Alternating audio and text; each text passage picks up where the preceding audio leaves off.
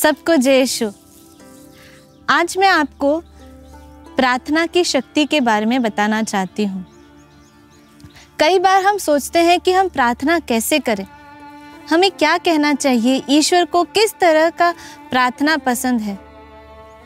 हम कभी ये भी सोचते हैं कि अगर मैं ऐसे कहूँगा तो क्या ईश्वर मेरी प्रार्थना सुनेंगे, मैंने कुछ गलत तो नहीं कहा, क्या ईश्वर मुझसे नाराज़ है, वो मेरी बात क्यों नहीं मानते, मेरी प्रार्थना की सुनवाई क्यों नहीं होती।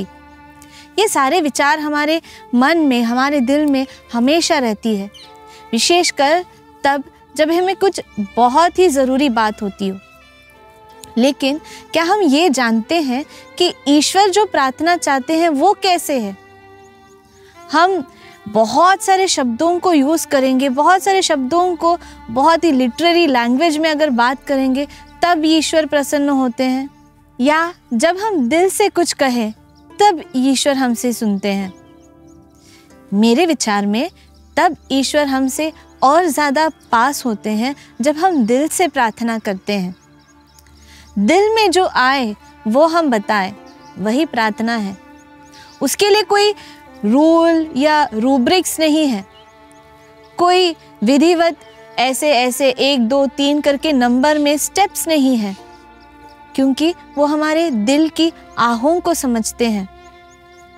यीशु पवित्र ग्रंथ में बताते हैं कि आप फरीसियों से देखकर नहीं सीखे, जो बहुत सारे शब्दों को यूज़ करते हैं, लेकिन अपने कमरे में जाकर अपने कमरे को बंद कर पिता ईश्वर से प्रार्थना करें, और इस प्रार्थना को पिता ईश्वर देखेंगे और आपको उत्तर देंगे। तो ये प्रार्थना कैसी होगी? हम कमरे में जाकर बंद कमरे में क्या बोलें, वही उसी तरह से हम बोल सकते हैं जैसे हम किसी अपने दोस्त से, जिगरी यार से बोलते हो। अपने दोस्त से बात करने के लिए या अपने घर परिवार के लोगों से बात करने के लिए हमें कुछ ज़्यादा सोचने की ज़रूरत नहीं पड़ती। जब हम उनके साथ होते हैं तो वैसे ही शब्द जो बात करने हैं वो हमारे मन से, मुख से आ जाते हैं। घंटों बैठ के प्रार्थना हम कर सकते हैं जब हम ईश्वर को अपने दोस्त के समान जाने और पहचाने, साथ ही अपनाए भी। ईश्वर हमेशा दिल से जो प्रार्थना है उसी से प्रसन्न होते हैं। आपने सुना होगा सामुएल की माँ अन्ना के बारे में। जब वह गर्भवती नहीं हो रही थी, उन्होंने प्रार्थना किया, और वह प्रार्थना एली देखकर, पुरोहित एली को देखकर समझ में नहीं आया। उन्होंने सोचा कि ये कुछ फुसफुसा रही है, नशे में है, लेकिन उसकी प्रार्थना ईश्वर ने सुनी। ईश्वर वह प्रार्थना चाहता है जो हमारे दिल से आता है। उसके लिए कोई नियम या कानून नहीं है, बस हमें दिल से बातचीत करनी होती है। हमें दिल से जानना होता है कि ईश्वर हमसे क्या चाहते हैं। इसके लिए मैं आपसे एक छोटी सी कहानी बताती हूँ। वो है जिम के बारे में। जिम एक भिखारी, एक साधारण सा इंसान था जिसका कोई नहीं था इस दुनिया में।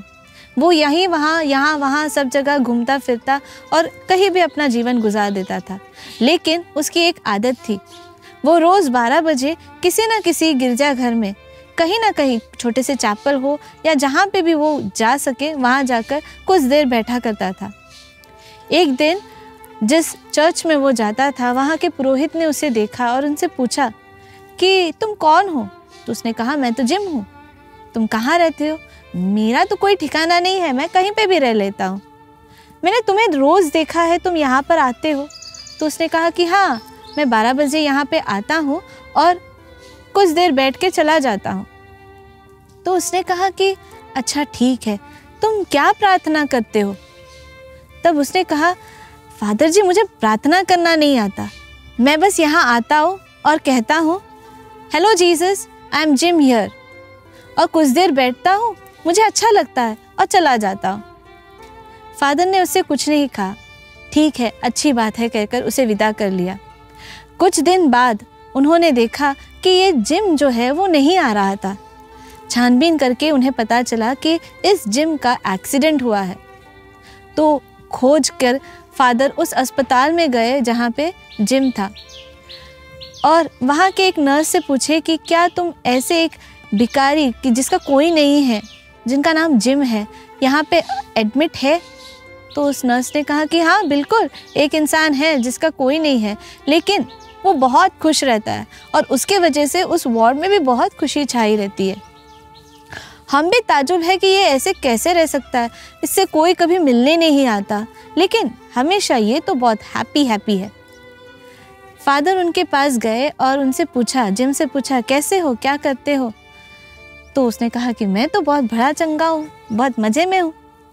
बात करते करते फादर ने उससे पूछा कि तुम्हारी देखरेख कौन करता है, कोई आता है कि यहाँ पे तुमसे मिलने के लिए, तुम ऐसे खुश कैसे रह सकते हो? तब जिम ने फादर से कहा कि फादर जी, रोज़ ठीक 12 बजे यीशु यहाँ पे आते हैं और मेरे पास आके बैठते हैं। हम ज़्यादा कुछ बात नहीं करते, लेकिन यीशु आकर मेरे पास बैठकर कहते हैं, हाय जिम, या जीसस इज़ हियर। बस इतने में बहुत खुशी मिलती है, मेरा दर्द पूरा चला जाता है। ज़्यादा कुछ बदला नहीं है, लेकिन मन में बहुत खुशी है। दोस्तों, यही प्रार्थना है। ज़्यादा कुछ कहने की ज़रूरत नहीं है, लेकिन जो शांति हमें प्रभु यीशु दे सकते हैं, वो सिर्फ यीशु ही दे सकते हैं। हम कुछ भी कर ले, माथा टेके, हाथ पैर मार ले, लेकिन जब शांत भाव से यीशु के सामने बैठकर जो हम अनुभव कर सकते हैं, वो चीज़ सिर्फ यीशु ही दे सकता है। और यही है सच्ची प्रार्थना। यही यीशु भी कहते हैं, अपने कमरे में जाओ, किसी को दिखाने की ज़रूरत नहीं है कि तुम प्रार्थना कर रहे हो। कमरे में जाओ, अकेले बैठो और पिता ईश्वर से बातें करो। तो दोस्तों, आज का आपके लिए एक छोटा सा होमवर्क है कि आज के दिन किसी भी टाइम जब भी आप फ्री हो, तो कुछ समय शांति से यीशु के साथ, सिर्फ यीशु के साथ एक पूरे दिल से, पूरे मन से बैठ जाए और उनसे बातें करें। तब हमारे मन में जो आवाज़ आएगी वह यीशु का आवाज़ ही होगा। जो दिल में शांति मिलेगी वो कहीं और नहीं मिलेगा। इसी की आशा के साथ आप सबको जय यीशु।